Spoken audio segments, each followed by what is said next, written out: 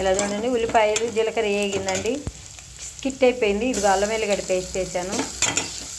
అల్లం వెల్లిగడ్డ పేస్ట్ వేసాక కొంచెం మగ్గండి అల్లం వెల్లిగడ్డ పేస్ట్. ఇదిగో కరివేపాకు టమాటా వేసాను. కరివేపాకు టమాటా కొంచెం మగ్గాల. కొంచెం పసుపు వేయాలండి దీంట్లో. కొంచెం పసుపు వేసాను. కొంచెం ఉప్పు వేయాలండి ఈ టమాటాలు మగ్గేదాకా. అలా మగ్గుతుందండి, మగ్గింది టమాటాలు బాగా. కొంచెం మగ్గాల.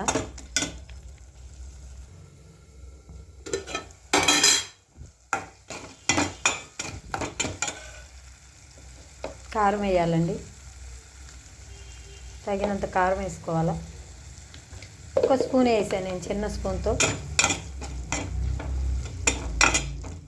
కొంచెం మంచిగా.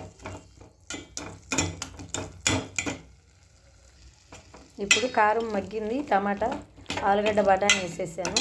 కొంచెం మగ్గాలి ఇది.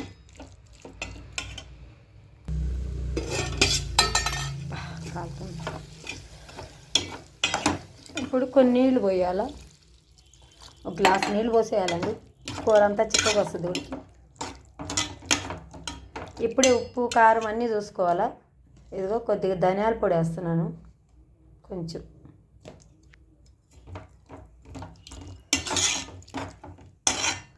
ఆలుగడ్డ కర్రీ చపాతీలోకి, రోటీలోకి అన్నిటికీ చాలా బాగుంటుంది. ఉప్పు సరిపోలేదండి. ఇదిగో కల్లుప్పు వేయాలా. కల్లుప్పు వేస్తే కూరలు టేస్ట్గా వస్తాయండి.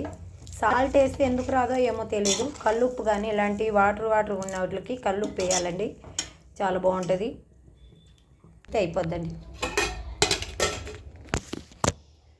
వేడి నీళ్ళు కాయాలేమో మా పాపకి.